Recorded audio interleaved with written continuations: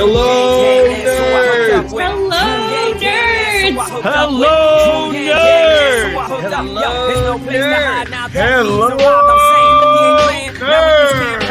Hello, nerds!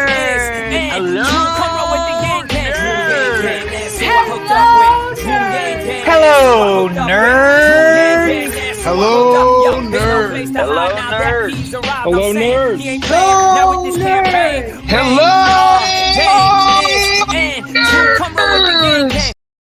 Hello, nerds! Hello, nerds! Peter, MAGA man, how you doing, brother? Well, you're looking very happy. I wonder why. I've got a nice background for you. You like that shit? What kind of news? What kind of news do you have for me? I've been busy dealing with the potential export of me and the dogs for the last 2 hours, fleeing this country. Fleeing the country? Yeah. Are you fleeing the COVID, or are you fleeing because you're not comfortable with the political direction that we're going in? You know, you ever get that feeling when you lost your phone or you got rejected from a interview? You know, that's the kind of feeling I feel right now.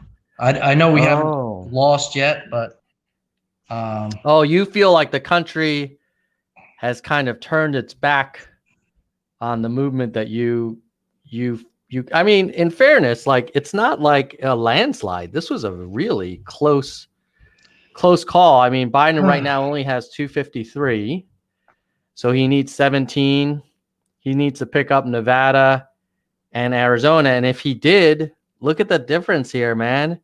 8,000 votes in Nevada is going to decide it. It's very depressing. I don't know why Fox even called Arizona even like 10 to 12 hours ago for Biden, but other networks haven't. Yeah, so I find that. Yeah, Fox has been pretty aggressive. I think the other networks are waiting for the Associated Press to kind of officially call it, because they were trying to avoid each network trying to outdo each other by calling states too early. Yeah, and I think Fox decided not to participate in that standardized calling. So, at any rate, I mean, Nevada, super close, only 8,000 votes. North Carolina, your former state of residency, only like, 60, 70,000 vote difference out of almost 6 million cast. So these are really nail biters. I mean, look at this. Georgia, Trump's up, but he's only up by 50,000 votes out of 5 million. Pennsylvania, he was up way more yesterday, but now that they're counting the early votes, he's only up by about, looks like 200,000 ish, 250,000. So I got to feel if we didn't have this early mail-in voting thing, because Republicans are just more energized and historically have been more likely to vote in person, stand around waiting for hours to vote, just more passionate, let me just mute my phone here. So I feel that we would have done better, like, it's just, I think your side wins because of the mail-in helping, I mean, it's definitely. I mean, it does take work. You got to get the ballot. You got to fill it out. You got to sign it. You got to put it in the ballot box. I mean, it's not like it just happens over text message, right? Like, now I will agree with you that the Trump supporters, if you said, hey, only in-person voting and you have to wait hours in line, could you imagine these type of supporters standing in line for hours for their dear leader? Probably. Yeah. Probably. And if you said the same for Biden supporters, with equal numbers of them wait in line for hours for Biden, probably not for Biden, but maybe against that guy, right? So he's polarizing. I mean, you either love him or hate him, right? There's nobody that's kind of, I don't know how I feel about Donald Trump. Yeah, I still don't know why you don't like Donald Trump. You really don't know why? No, I can't figure out. I can't figure out also that most of my friends in Singapore, which come from a law and order state that has strong borders, and a merit-based immigration like do not like the big orange man. I mean, it just doesn't make any sense. It doesn't. Well, I mean, can you try to fathom that? I mean, like a yeah, lot yeah. of my friends. Let me try and can I take a shot at breaking that Yeah, down for you? break it Let down me for say me. something to you. Help me understand. If Trump had the same policy, Yeah. but a much more diplomatic and sort of temperate way of communicating, he would have won. As an example, you could be pro immigration reform and you can say, hey, I want a merit-based system. You don't have to say the Mexicans are all rapists and murderers, and I'm sure some are fine. You don't need to say that stuff. And you could have gotten the same policies, the same judges, and you wouldn't have turned off so many, frankly, white suburban voters who are like, whoa, I'm not ready for this hateful tone and setting this example. Like, he swears all the time. He just doesn't act presidential.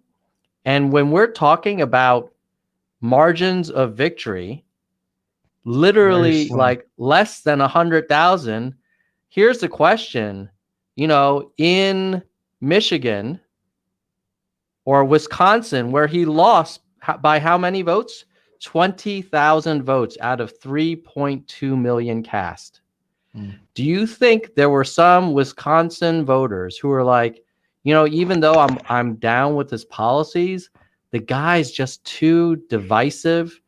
He's pushing the country apart. He doesn't sort of speak in a very presidential and kind of measured way. Probably. And so I guess to answer your question, I think policy-wise, Trump, I disagree with a lot of his stuff. But I think for me, the main thing is it's like if you interview a job candidate and they come across as like a raging, angry, manic, kind of, divisive jerk, it doesn't matter how smart they are. If you agree with their business strategy or their analysis, like, you're not going to want to hire them for your team. And I think a lot of voters just, whether they agreed with Trump's policies or not, just didn't want to hire him for their team. Well, I mean, it was a very close race. I thought that we would win on a more of a landslide. And of course, all the polls were saying that Biden was going to win on a landslide. No, the polls did not say that he was going to win on a landslide. The polls said that he would win the popular vote by 5 to 10%, and that the battleground states were very close. The polls actually were not that far off. Really? I think the Trump campaign tried to make Trump followers believe that the liberal media was declaring a landslide to kind of activate that Trump voter base, to get them to come out, to basically tell the team, we're behind by 10 points. You got to go vote. But I think in reality, everybody knew it was going to be razor thin, like even down to the day before the election. When you look at North Carolina, Wisconsin, Michigan, Pennsylvania, they were all within 3 or 4 points. So what's the deal? I mean, Michigan is called for Biden. Yeah.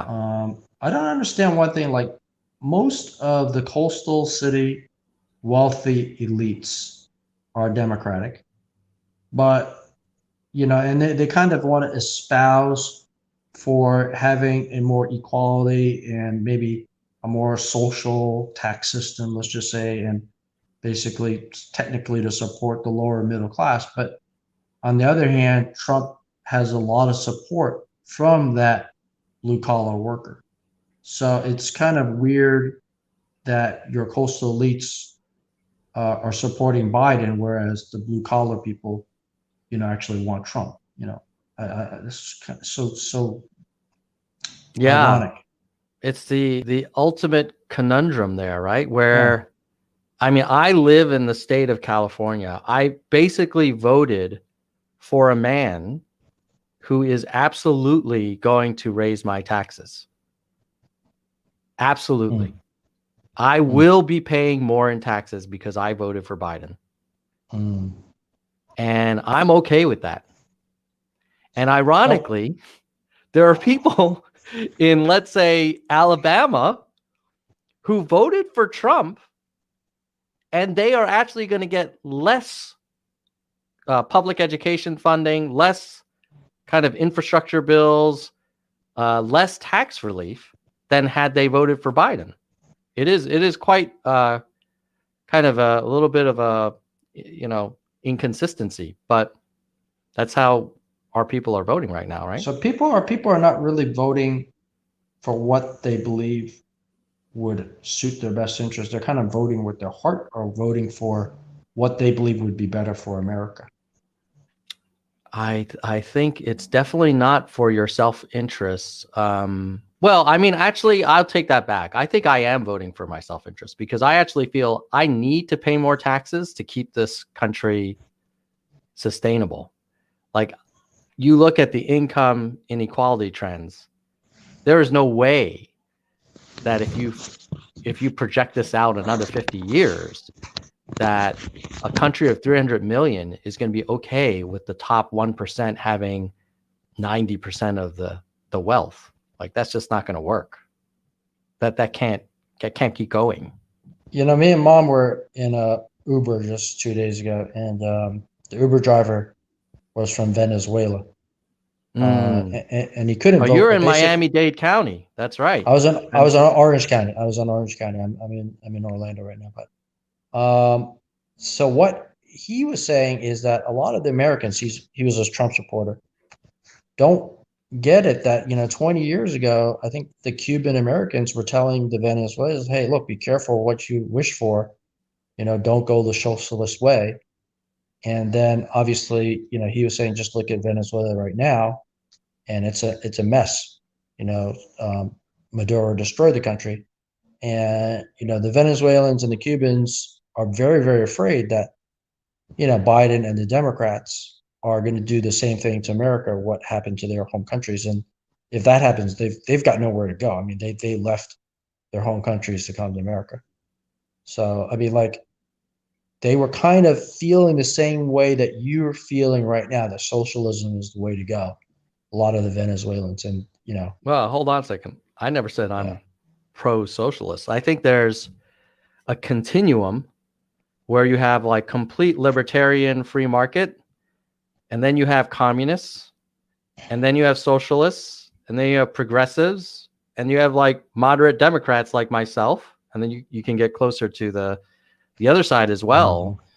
I think it's a bit of a lazy argument, in my opinion, to say, oh, well, you're either for Trump or you basically want Maduro style government in America. Like, surely there's a continuum. Surely Joe Biden is not Maduro. You mean Kamala Harris? Or Kamala Harris. President Harris. Yeah. I mean, that's like saying, oh, if you vote for Trump, you support Hitler. Like, come on. Like, we're all rational people. We don't just bucket you into one category or another. It's not binary. Well, I think it's a sad day for me. I mean, I'm kind of speechless. I had tears. I had a little bit of tears. I cried at the Trump rally last year. Tears of joy, tears of pride in America. And what do you think is gonna happen if Biden is elected and presides as president? I'm fearful. I mean, the number one, but I feel that we're going to have a much more open and lenient immigration policy. I mean, clearly they're for a lot of free stuff, free healthcare, free stuff, even for the illegals. I want to call them illegals because that's what they are. And I think, we're going to have an increase in taxes. We're going to have more socialism type of stuff because they need to raise taxes to pay for stuff. We're going to have bigger government. I don't know what is Biden going to do about the border wall that we built. I hope he's not going to be like crazy Beto O'Rourke and tear it down. I don't know. It's very scary. Right. So how would you take a more data-driven approach to evaluating if that stuff happened? Well, I guess I Like, don't really need what to would take a data. what evidence would you want to look at like 2 years from now? Because it's very easy to paint these dark pictures, right? Oh, like caravans of people roaming around, burning down every city, flags, up in ashes all over the place, turning into Venezuela. I mean, that's like makes a great rally speech, but like in reality, wouldn't you want to look at things like, oh, well, what percent of private enterprise is owned by the government? Because that would be truly a communist kind of approach, right? Like, wouldn't we want to measure that? Well, I think, in terms of let's talk about the border wall. I mean, like if the border wall remained intact, that would be great in 2 months, 2 years from now. If it were to be continued to be added to, I mean, like obviously your side has, or you've said that you could do a smarter wall. So I hope that he does not abandon DHS or ICE or abolish it. That would be one thing. Mm-hmm. And obviously, we could track the numbers of detentions at the border and what happens. And, is it going to be catch and release, or is it going to, I don't even know what's going to happen. I have no freaking clue. It's going to be open season. I mean, I just hope we don't have caravans already coming back in. Right, because I think when we last talked leading up to the election, you were very concerned about Biden being in favor of what I think the term you used was open borders, right? Yeah.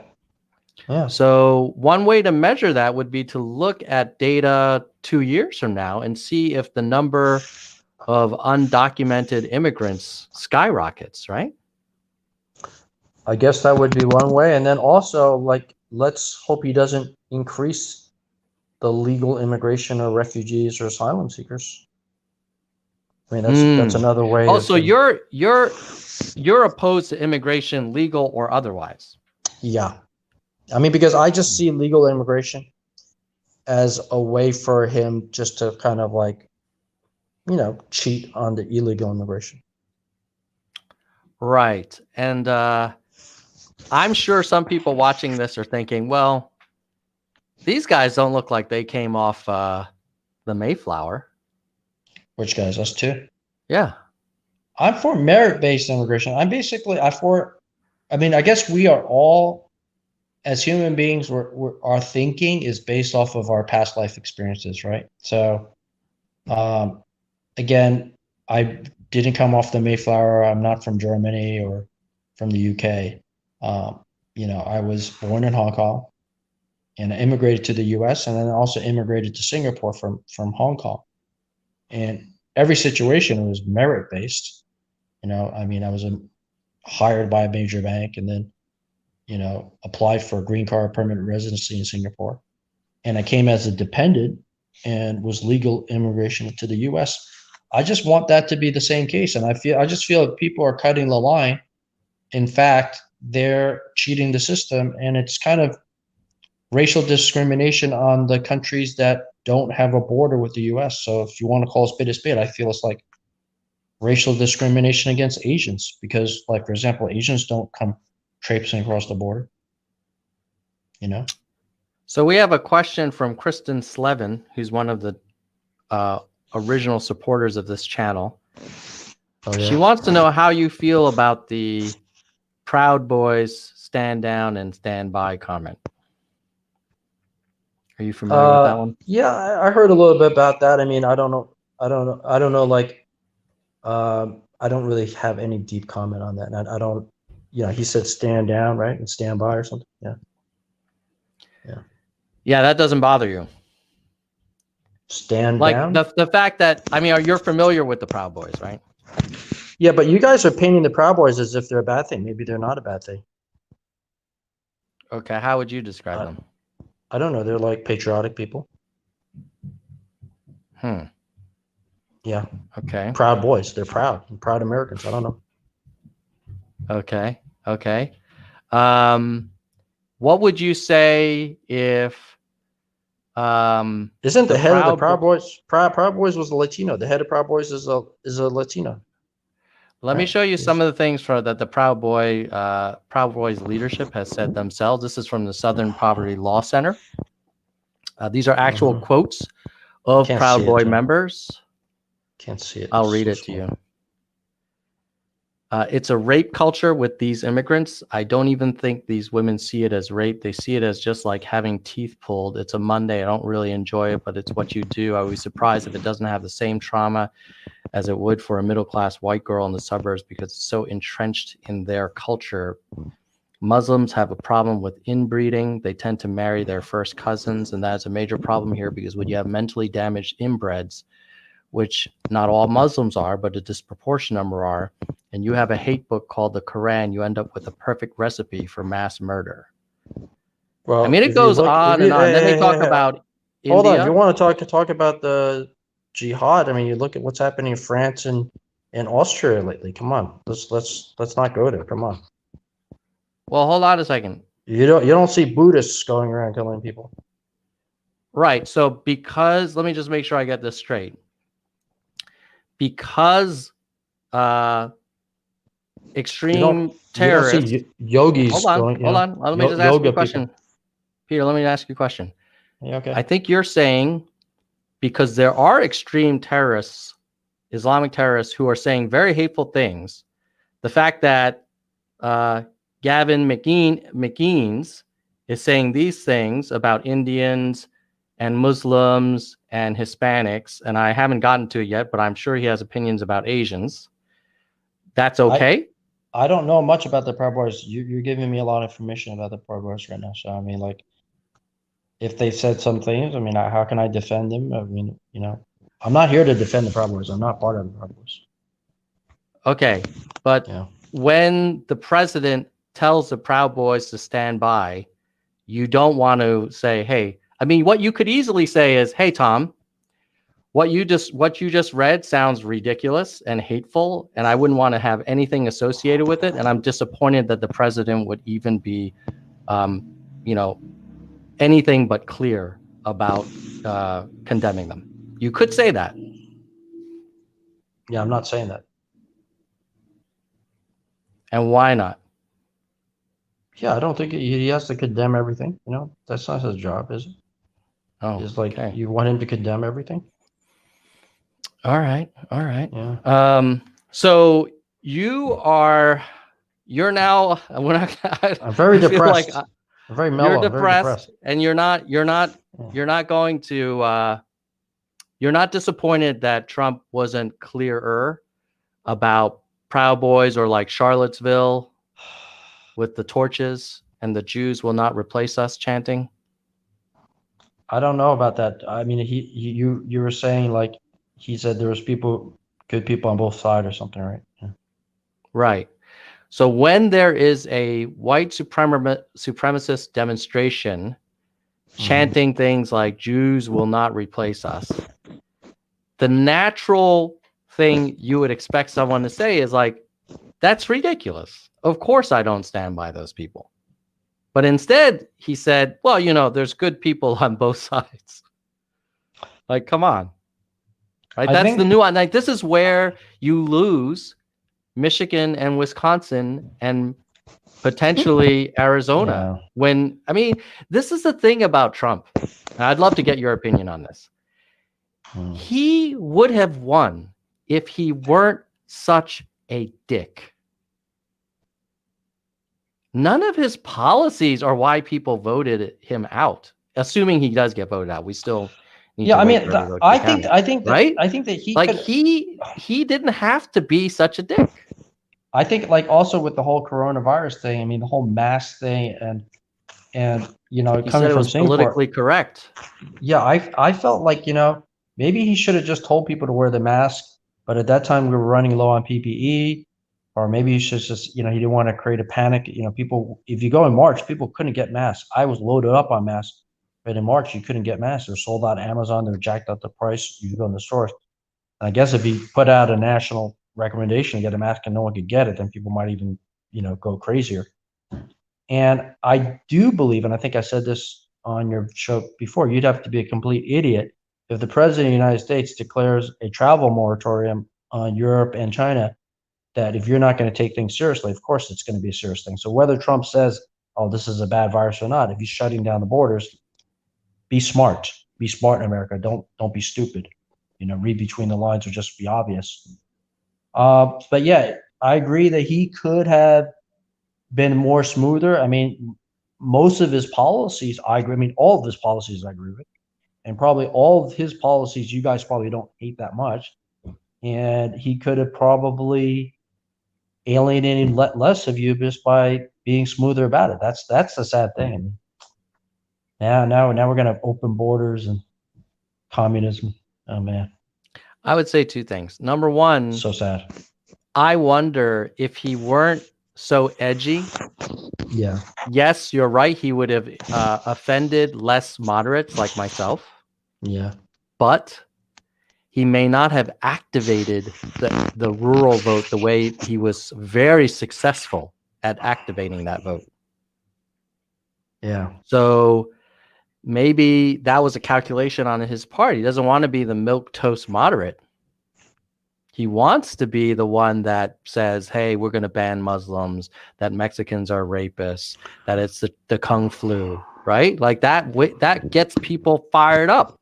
The people, half of the country loves that. So is Biden going to remove that terrorist country ban list? I don't think so. Why would he remove a ban on terrorist immigration? No. Didn't like Trump have a ban on certain countries? Is Biden going to remove that ban? I don't know. I'm sure Biden's going to do what makes sense. What are some of those countries that are banned from the U.S.? Biden on Trump's ban list? Probably like Syria. Trump's list of, and I think that actually got thrown out. I don't actually think that was even implemented. No, I think it got implemented. Trump travel ban. Yeah. Iran, Somalia, Yemen, Libya, Syria. Somalia, come on. They don't love America there. With increased visas for North Korea.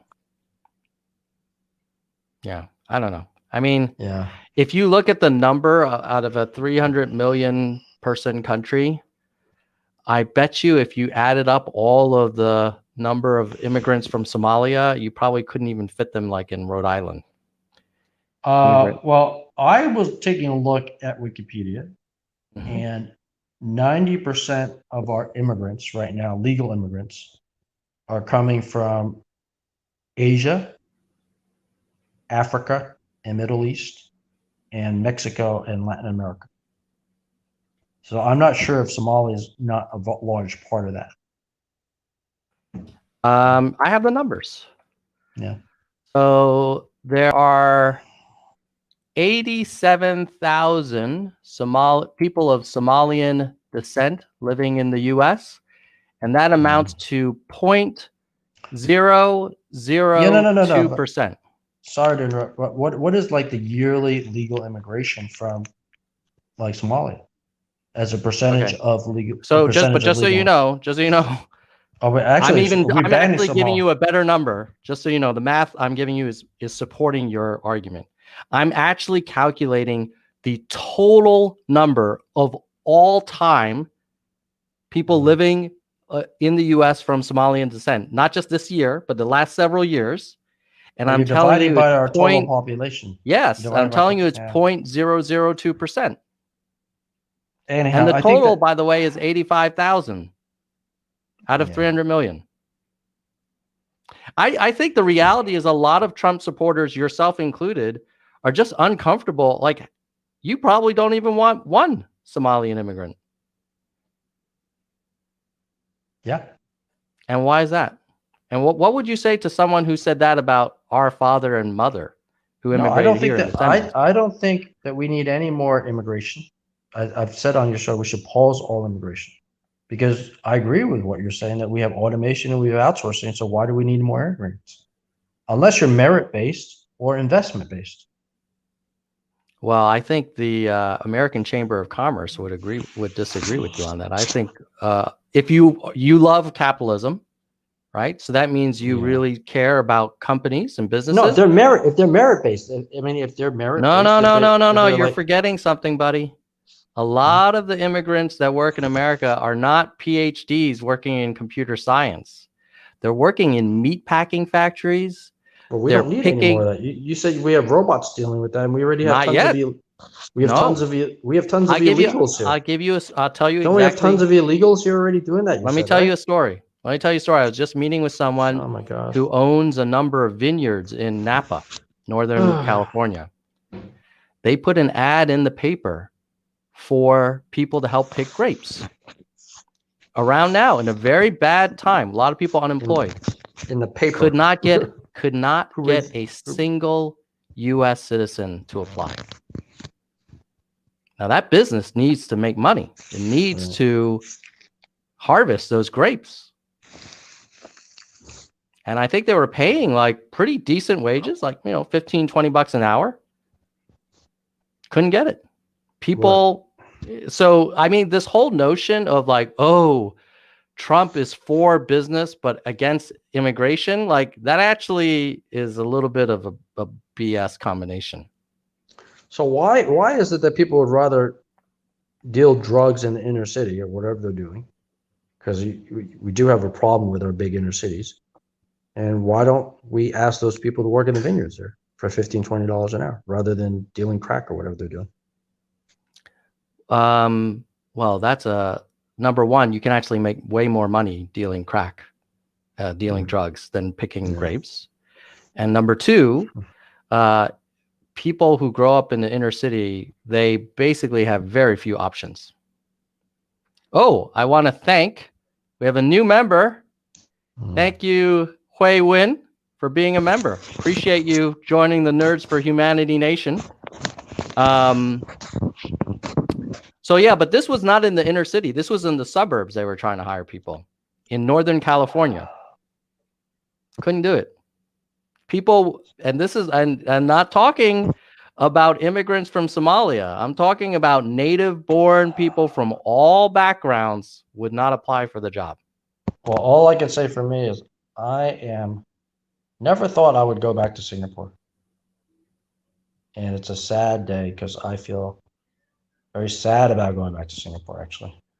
So that's the irony. Like, Yeah, you're that's really irony. sad to leave, and you think that the moment Biden is sworn in, there's going to be just like a sea of illegal immigration. What else are you scared about? I'm really curious because it feels like you've been convinced that a Biden presidency is the beginning of the end of America. No, I think if you just look at the demographics, our major inner cities are already changing. I mean, I told you, like, I was at a pit stop 2 days ago between Miami and Orlando. Honestly, I didn't see a single white person. Mm-hmm. Yeah. Okay. Yeah. So and what happened? Were they looting or burning the place down? What happened? No, I'm just saying that, like, I find it an oxymoron to have systemic racism when basically if you were white at that pit stop, you would be the minority, clearly, or the one minority out of hundreds of people. So, look, I mean, I don't think pit stop representation is where the power is, though. I'm just giving you, and now all our major cities are actually white minority. Like I was taking a look at Orlando. It's only 30% white right now, and 70% other races. You could take a look at Chicago, Detroit, New York City, Atlanta. That's what the Anglo-Saxons used to say about the Italians. They were like, "Oh, New York, it's no longer, Western European. It's all these Southern Italians, these Sicilians that are destroying the country with their organized crime." Remember? You read the history books. And now here you are bemoaning the fact that your pit stop had some people with darker skin. Like, whatever, man. No, I'm just saying, like the country isn't what it used to be when I grew up. And we're already, like they say that by 2040, we're going to be a white minority nation. No, we're already a white minority nation. Miami-Dade is 75% Cuban or Hispanic, 10% white, 20% black, give or take the numbers. So, yeah. No, we're not a white minority nation. I think your facts are wrong. It's 76% minority. Yeah. If you look at the whole United States, account the rural, but the places where you live and where I live, it's a white minority city or counties. Okay. So Yeah. what's your point? I don't know, man. It's like maybe I don't want to be here. Interesting. Yeah, so but I guess the logical inconsistency is if you're concerned about all of the non-white people, why would you move to Singapore? Well, at least for me, it's 75% Chinese, and I'm Chinese, so I'm in the majority there. Oh, so you either want to live in a white majority or a Chinese majority, as long as it's not a Somalian majority. Is that your thing? Oh, Miles Patton, welcome, a new member. Give you a little nerd gong. I think I'm going to move to Singapore for a year, and then I'm going to move to Europe. Oh, but Europe has a lot of multicultural folks. Western Europe has a lot of multiculturalism. I'm going to move to Eastern Europe. Oh, Eastern Europe. Okay. Yeah. What about someone in the chat says, why don't you move to rural America? Where? Give me a place. I'm open to it. Where? I mean, I could give you any. There's a long list of rural parts of America. Yeah, maybe I would make more white. I would have made a road trip to check out rural America, but the COVID, now I can't do that. Right. Well, look, man, I'm very sorry that you are so sad. I would encourage you to stay, because I remember you and I talked about how much you love America. And if you love America, you got to show up. You got to be part of the solution. You got to be part of the process, right? You can't leave. I'm trying to look at the states which is more red leaning. So obviously states like California is super blue leaning, 70% blue, New York's blue. Where is it warm and majority red? I guess it might be Texas. Maybe I should check out Texas. Texas, Arkansas, Oklahoma. That might be your speed. Kansas. Iowa, Nebraska. Yeah, maybe I should. All right, my friend. Yeah. We got to get ready for my next show, but I'm honestly, I'm sad that you're so sad. I feel like you've been convinced that Biden is the beginning of the apocalypse, and actually he's quite moderate. In fact, a lot of Democrats don't like him because of that. They kind of had to hold their nose and vote for him. So, yeah, I know you think the squad is going to take over and start like burning shit down, but I don't know. You may want to wait a little bit. I don't think it's going to be nearly as bad as you think it will be. Well, I just spent $900 on a bunch of rabies tests for the dogs, and to get them to get the import permit to Singapore. Oh, so that you're fleeing the Joe Biden presidency. Yeah. I've never heard of anyone afraid of Biden. I mean, he's so moderate. It's ridiculous. This is the guy that wrote the crime bill, dude. Yeah. And you're afraid that he's going to like burn the whole city down? Like, come on. He's a moderate. He's like the most boring president we're going to have. Not much is going to really change with him. It's all about a transition to 2024. And that's when we can support Andrew Yang. I know you're not quite there yet, but you may want to think about it. No. I think Andrew Yang would be good for Asian pride and all that, but I don't believe in his policies. All right, my friend. Yeah. I'm gonna have to. Anything else you wanted to talk about before we wrap? No, I'm just very sad and very depressed. I'm just hoping I'm gonna obviously watch the news tonight. I'm just praying. I mean, I don't know what the deal with Arizona or Georgia or Pennsylvania, North Carolina. I mean, I don't know if we have a path. I wish we have a path. I don't think you have a path, bro. No, I don't think you have a shit. path. I don't think you have a path because you do have a path, but there are way more paths for Biden. There's way more outs in poker language for Biden to make 270. He can just get Nevada and Arizona done. He can get Pennsylvania done. He can get Georgia or North Carolina and one of Nevada and Arizona. Like there's a lot of options for him. And the people spoken, your president, in my opinion, if he loses, he blew it. Because he could have been reelected if he just wasn't such a dick.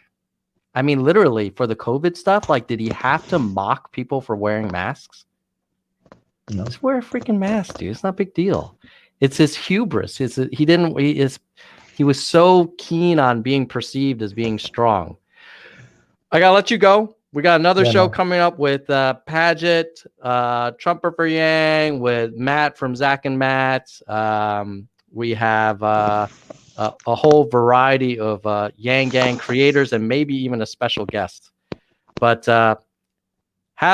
take a deep breath and don't worry, America will still be there tomorrow. If you believe in America and you believe in its greatness, you work for it.